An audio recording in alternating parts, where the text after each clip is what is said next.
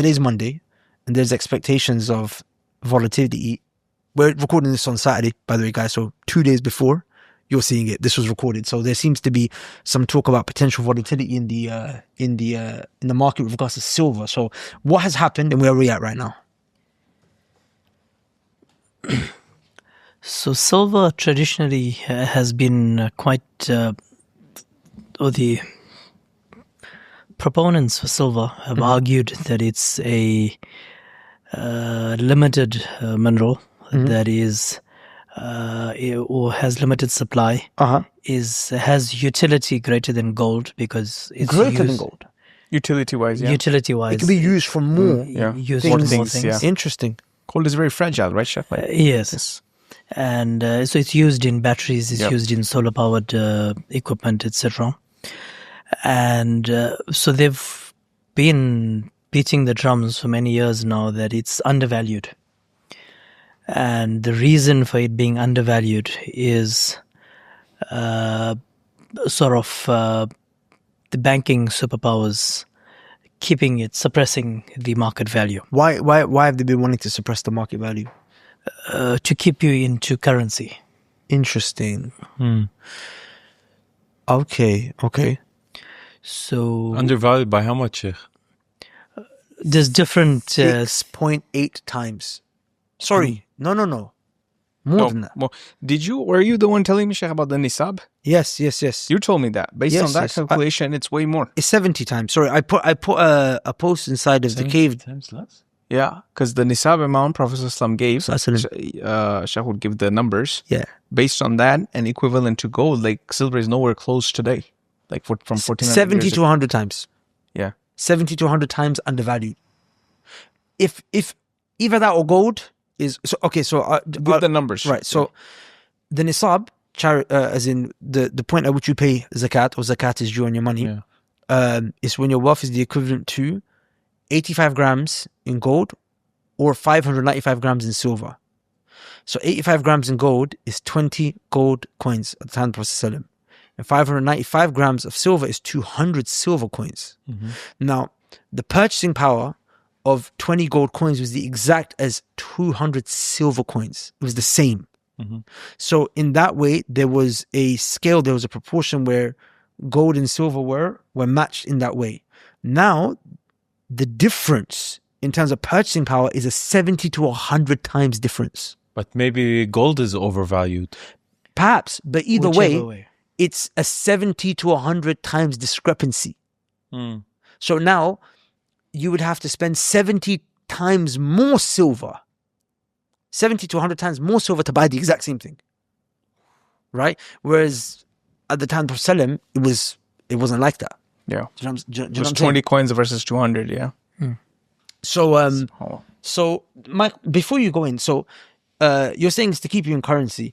This undervaluing of silver, like when did this start? Did it start at the same time as paper currency came around, or is it something that was there from before? I think let's fact check that. Yeah. Okay. I'll check it while you. Okay. What's the question, Sheikh? When did the market start getting Fiat. When did the manipulation start? Was it when currency was introduced? I think it was the first sort of manipulation was when Romans were like debasing gold coins. Like they would put less gold in the gold coin itself. And the population did not know. They would think it's one gold coin, but the amount of gold in that one gold coin was less than what it used to be. So that was the first form of manipulation, debasing the gold coin. So they would keep more gold in the reserves and they would use that for war. So that's the first trickery with people. And then, of course, now it's the same thing with the printing of money. Yeah. It's the same thing. Your purchasing power is decreasing without you even realizing. Okay. You're getting the same wages. Everything is the same. Then one day you go to the store and it's like prices are increasing. What's happening? Because they printed so much money and money first flew to the top funnel. Those guys' asset prices went up first. Your wages didn't go up, but all the goods, everything went up. Now you're like, what's happening? So it's the same form of debasing gold coin. So I just specifically asked that question to ChatGPT AI. So I mentioned, short answer, yes, the serious and sustained under devaluation of silver lines up very closely with delinking of money from real metal. But it happened in stages, not one clean moment. And then it goes into the details where people can check in. So yeah, it gives your intuition was right. Yeah. Okay, very interesting. Yeah. No, it was based on what you said, right? Because if it's to keep... It's to keep you out of physical... Yeah. I mean, to keep you in fiat. Yeah. Okay, so...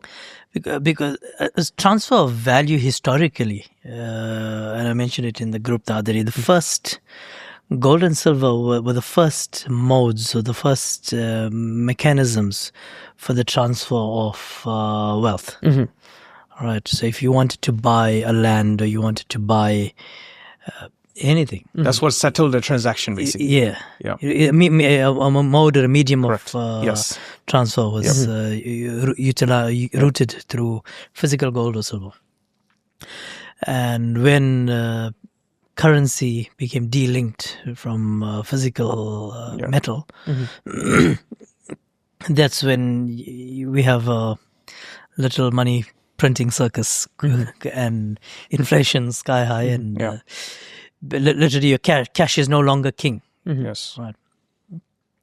So anyways, so the drums were beating that silver is undervalued, and if you take your argument or which is valid, that if you look at the time of the Prophet 1400 years ago, the ratio used then to now, it's like silver is devalued or gold is overvalued, whichever way you want to argue it, but there's a ratio differential of about 700%, which is crazy. So for whatever reason, China decided that as of Jan 2026, they would restrict the export of silver, physical silver, and unless you are licensed, these licenses are only issued now to very large companies, and there's a whole set of criteria that one has to follow. So right now there's about 44 companies primarily who would be allowed to export silver. So that had a reaction to the market from around, I think it was $40 or so. The current spot price. Well, what had the reaction to the market? Silver price. The silver price. Okay. So the silver price has moved from around $40 to, you can just check what was the actual price, but the spot is now sitting on the COMEX at around 75. And how I'll call it in about a week. in a week? Almost doubled. Wow. Right, so That's insane. That is crazy For metal. for metal. It would have gone much higher, but you're seeing banks or you're seeing traders continuously shorting silver to keep the price down. Basically, they manipulating the market. It's open knowledge. Yeah. JP Morgan was fined. I think it was, you just check up the actual number. They gained a profit of $100 billion, something like that. Just verify the number. It was $100 billion. Last week? No, not last week. Over a period of time, they paid a penalty of $1 billion for market manipulation. But they made 99. So it's a very profitable transaction, right? So they continue to do that, and that's what's presently keeping the market to where it is at 75.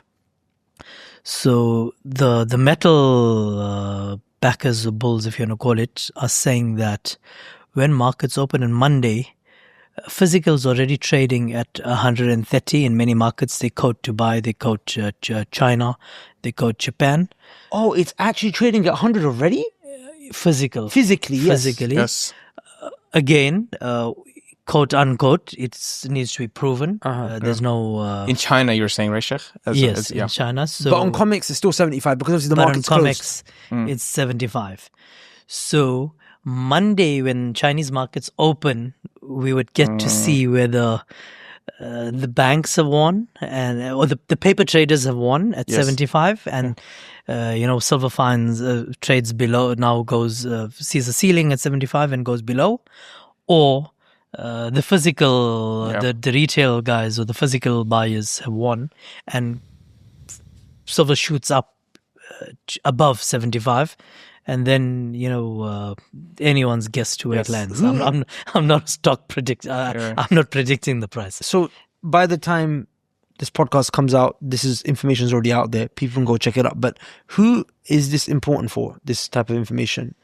So I think it's important for everyone because, I'm a believer in hard assets. I wouldn't buy silver right now until the volatility settles because I need to understand which direction it's going.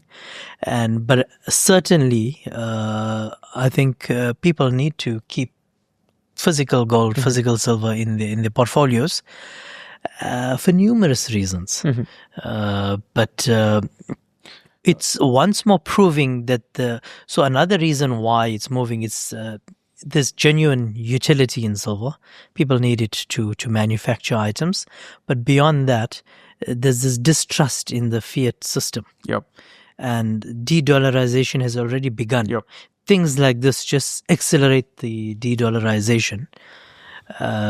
So you need to have physical assets. On the point of de-dollarization, I don't want to spend too long on it, but I just do want to bring it up. So, like, it's so clear that people are losing trust in the dollar, right?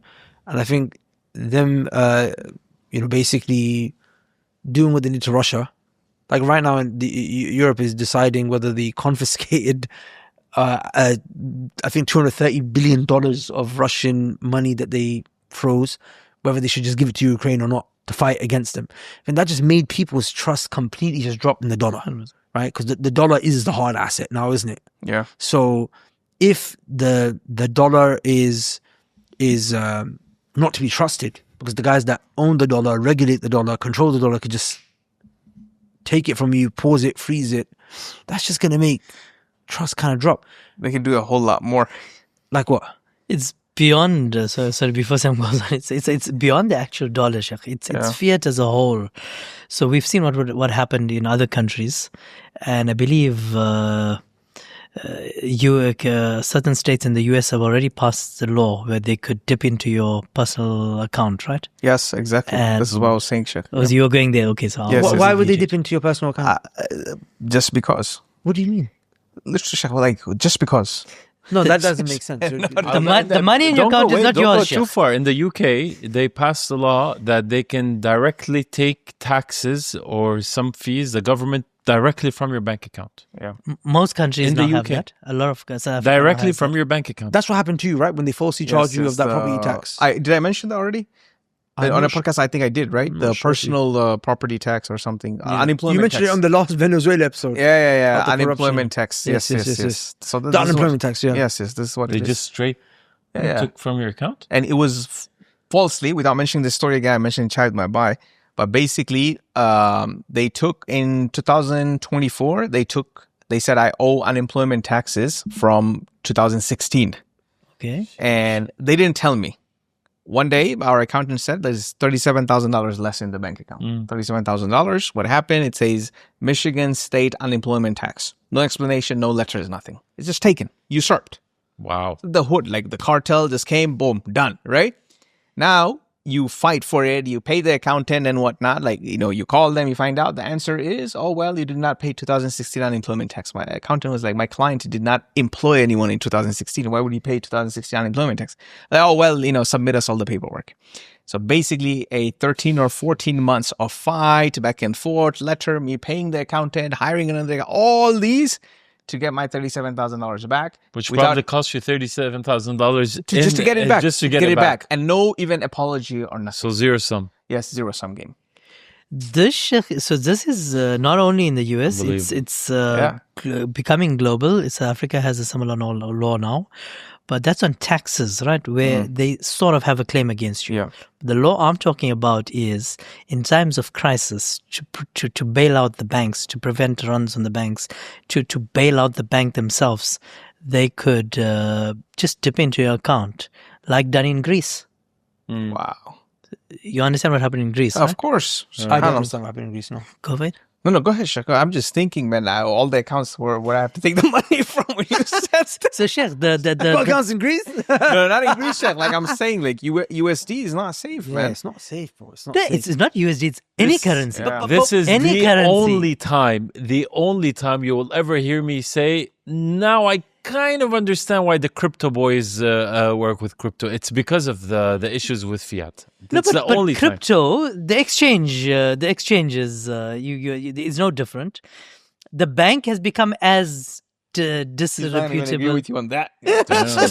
It's hard as it's More extreme than you, Mohamed. He's not even on that. I mean, Not even on that. So even in the exchange, they can do something. So the exchange, I mean, the same thing, huh? It's the same. The banks are in the same position as Are the you being? exchange. Are you? It's the same thing. They can just. That's why we should Yeah. create our own token. yeah. Real Inshallah. estate token. Okay, so So the crypto boys would say it. Your money on the exchange is not yours. A hardcore crypto guy would tell you that. Yeah. If you have it in a cold wallet, it's yours. Yeah. And that's a whole nother argument, not for today. But on the exchange, it's not I yours. really want to have this debate. We're gonna It's set not this up, yours. inshallah. And Wow. They're after you wherever you go. Huh? but check this up. I think there's a certain US state that recently passed a law that they can dip into your bank account in times of need. I'll check on that, Sheikh. Check on that. Yeah. Did you check the $100 billion? Was it $100 billion that these guys had found? Morgan was fine. JP Morgan was fine. No, I couldn't actually. ChatGPT, some of the things it's not updated. Because Let's just check Google Yeah. because I did see that article. I'm liking, by the way, on that note, Google's AI better now. Really? Yeah. Oh, Because I have my ChatGPT kids use Google's AI. Check Yeah. ChatGPT right now is taban. I'm on Claude. I'll check Google. by the way, you're so right. The Google AI is good because Google here, AI for is example, beautiful. I put ChatGPT just it's became not- dumb recently. Like, I literally just started putting prompts in Claude and then I put the same one in. Sometimes I put in ChatGPT first. Yeah. Bro, it Makes mistakes. It's become dumb. It bro. gives Fahad was running some numbers, some feasibility, and did it all wrong, bro. And even like simple stuff. Is it on in spreadsheets and 2020? everything, giving Really? JP agreed to a total you- settlement of $920 million for manipulating and precious also metals and Gemini. US Treasury futures markets, not specifically a single $100 million. They weren't even charged complexity. $1 billion. Perplexity. Perplexity. The thing is, But the it profit was doesn't like have 100 emotional billion. Intelligence Yes. of If the kind of stuff that we discuss in this podcast, I'm talking about the tax strategies, the deal structures, the real conversations about building wealth the right way. If this is the kind of stuff that you want to be a part of, then this is nothing. We have an entire private network for high net worth and ultra high net worth Muslims. It's called The Cave. I'm talking about founders who've exited for 8 figures, 9 figures. I'm talking about fund managers with unicorns inside of their portfolio, operators who've built billion-dollar companies without a single penny of riba. So what you hear on this podcast, that's just the surface. Inside The Cave, you get the conversations that don't get recorded, the introductions that don't happen anywhere else, a dedicated concierge who finds the exact advisor, tax advisor, lawyer, operator, or even Sheikh scholar who specializes in Islamic finance that you need within 24 hours, inshallah ta'ala. So if this is of interest to you, you can apply, inshallah ta'ala. You can only get in through application or invitation. And most of the applications, they are declined. And the reason for that is because we realize that an effective network is not built based on who's in it, but actually who's not in it. So we really try to protect the integrity and the quality and the standard of those that are inside. So if you feel like you belong, you're a high net worth, ultra high net worth Muslim operator, inshallah ta'ala, and you want to be a part of something like this, then you can apply now at the link below in the description, inshallah ta'ala. And hopefully we see you on the other side. With that said, let's get back into the podcast.